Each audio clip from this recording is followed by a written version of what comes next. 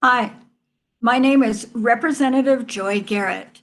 I represent House District 29 in New Mexico. It's on the west side of Albuquerque.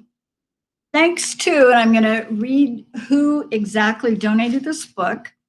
It was donated by the Center for American Women in Politics, the Hess Foundation, the Honorable Constance Hess Williams, and Comcast NBC Universal.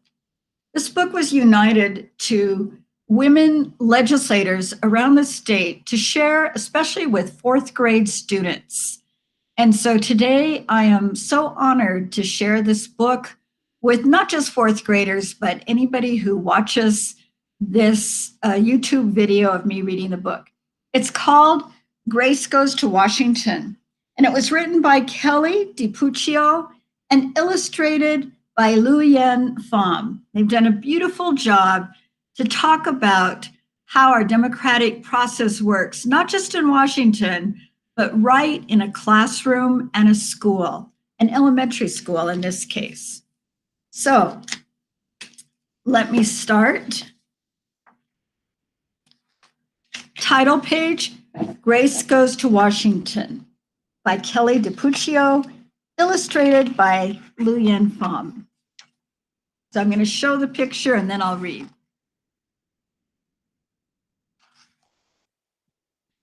One Friday afternoon in April, Mrs. Berrigan shared a large diagram of the three branches of the US government.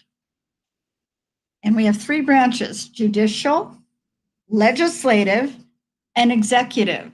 So our president leads the United States executive branch. And in this case, it's President Donald Trump. And at the state level, Governor Michelle Lujan Grisham leads our state executive branch. We have a legislative branch, which is the two houses of Congress, senators, or the Senate, and the House of Representatives. In our state, we have 112 legislators, and we have 70 House representatives and 42 senators. I'm one of the representatives. We also have the judicial branch, and this is led by the Supreme Court of the United States in Washington, D.C., and the Supreme Court of the state of New Mexico in Santa Fe. Let's get back to the story. One Friday afternoon in April, Mrs. Barrington shared a large diagram of the three branches of the US government. But Grace Campbell could not stop daydreaming about the upcoming field trip to Washington, D.C. Grace, do you know who's in charge here? Mrs. Barrington asked. Who's in charge here? Grace repeated. Principal Perez? A few of her classmates giggled. Well, said Mrs. Barrington, I suppose you could say Principal Perez is like the executive branch here at Wilson Elementary, because she's the head of our school. But right now we're talking about the US government. Sorry, Grace answered. The president, he or she leads the executive branch.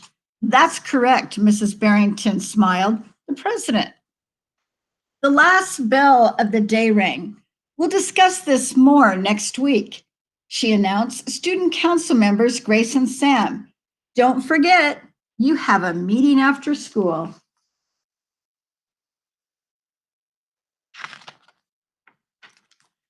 Okay, and here they are meeting. At the meeting, classroom representatives were discussing their ideas on how to spend the money raised from a holiday bake sale. A healthy mind is a healthy body. They're sitting around the table discussing how they should use the money. Thomas and his committee petitioned for new sports equipment. A healthy mind is a healthy body. Grace and her committee thought new books for the library was the way to go. Principal Perez even offered her own suggestion. The music room could sure use some new instruments. Mr. Marshall, the media center teacher, listened carefully to all of their arguments, and took notes.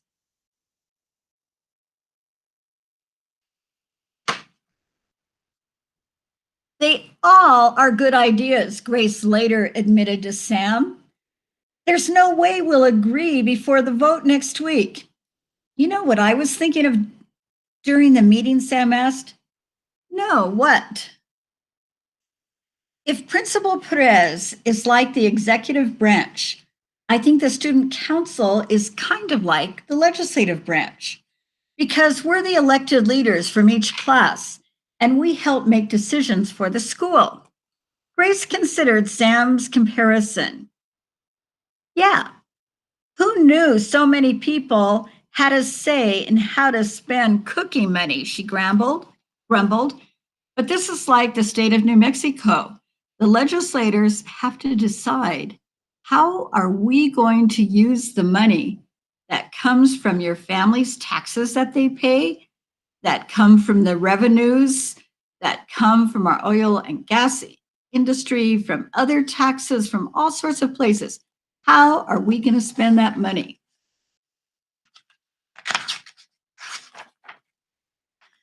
The following day, Grace could hardly contain her excitement. It was finally field trip day. And as the bus drove down Pennsylvania Avenue, cherry blossoms dotted the streets like pink pom-poms.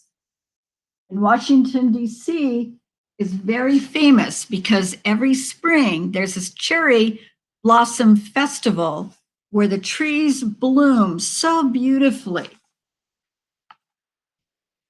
Grace and her classmates visited the Lincoln Memorial, the U.S. Capitol, where the legislative branch meets. And you can see the Lincoln Memorial, and then you can see our nation's capital. And the Supreme Court building. That's where you'll find the judicial branch and the Supreme Court judges. Sam pointed out, they decide if our rules and laws are fair. Kind of like Mr. Marshall does at our student council meetings, Grace added. And then during a tour of the White House, home of the executive branch, Grace's dream of becoming president felt more real. She's standing in the Oval Office, and this is where our president meets dignitaries, signs documents, and does a lot of hard work.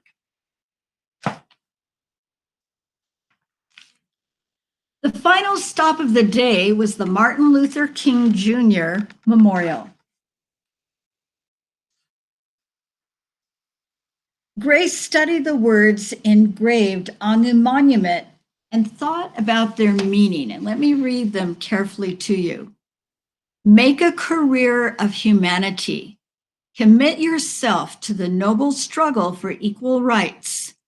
You will make a greater person of yourself, a greater nation of your country, and a finer world to live in. Let's see what happens next. They're back at school. At recess the next day, arguments about what to purchase for the school grew more heated. Look at the crummy basketball, Clara complained. It's practically worthless. At least you have a ball, Fletcher groaned. There are 2 new books in the Ninja Wizard series, but our library doesn't have either one. Hannah lobbied the loudest for new instruments. Well, I, for one, am sick and tired of playing the recorder in music class. Principal Perez is right.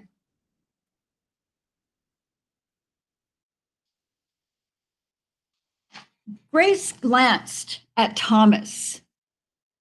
He was unusually quiet. She looked past him to see who he was staring at. Grace didn't recognize the boy sitting all alone. He must be new, she thought. He looked kind of sad.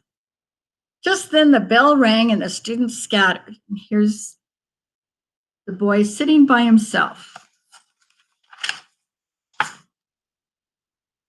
Wait, Grace called out to the boy, "You forgot something." Grace handed him his sketchbook. "I like your drawing," she said. "Thanks," said the boy with a smile. Grace caught up to Thomas in the hallway. "I have an idea." I wonder what her idea is. A few days later, the student council's last meeting of the year was being called to order. And they say, "Bake sale profits, vote today." "Excuse me," Grace interrupted. "Before we vote, Thomas and I would like to introduce you to someone. This is Almond.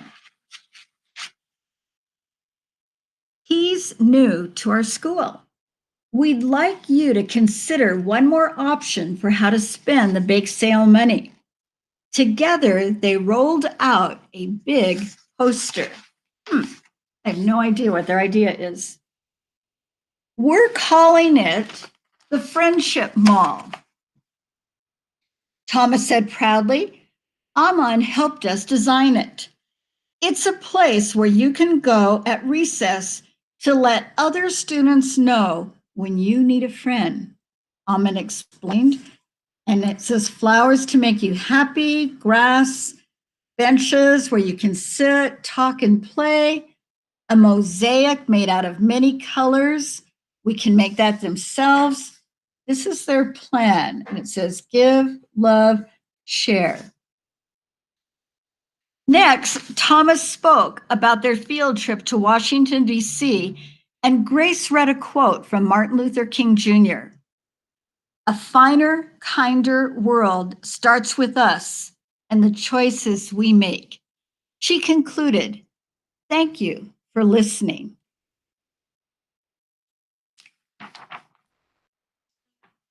Everyone clapped. Principal Perez wiped away a few tears. Mr. Marshall pounded his gavel. "It's time to vote." After the ballots were collected from each classroom representative and the votes were tallied, Student Council President Grace Campbell peeked at the results and grinned. "It's a unanimous decision," she announced excitedly. "All members are in favor of," yes, what are they all in favor of? "The Friendship Mall." The room filled with happy cheers. Principal Perez took a seat, and then, like the president signs a bill into law, she approved the election results, making the decision official. "Today, you put your own wants and needs aside in order to serve others," she said, beaming. "That is true leadership."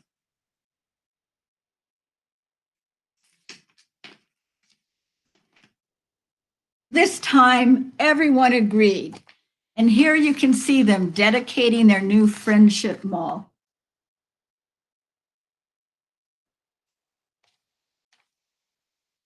I wonder if there's something you could do in your class or in your school. Think about it. The author writes a few notes, and maybe this is something you can talk about at home or with your teacher. You've heard about the 3 branches of government. They were created by our nation's founding fathers in the United States Constitution, which was in 1787. Each unique branch has its own responsibilities. So you have the executive branch, led by the President of the United States for the nation and the governor in the state. They have the power to recommend new laws, reject laws or veto them, and sign them into law. We have the legislative branch, the second branch, where elected officials make the laws, discuss, and debate policies for our country and our state. And we have the judicial branch, which is the home of the highest court in our country, the Supreme Court of the United States. And through those 3 branches, they check and balance out each other. They keep each other accountable and responsible. But it's our job as the citizens of the United States, the people who live here, to elect our officials. So probably, unless you're 18 years old, you can't vote yet, but think about these things for the future. And when your parents or grandparents or a relative votes, you can go with them and actually see how it's done.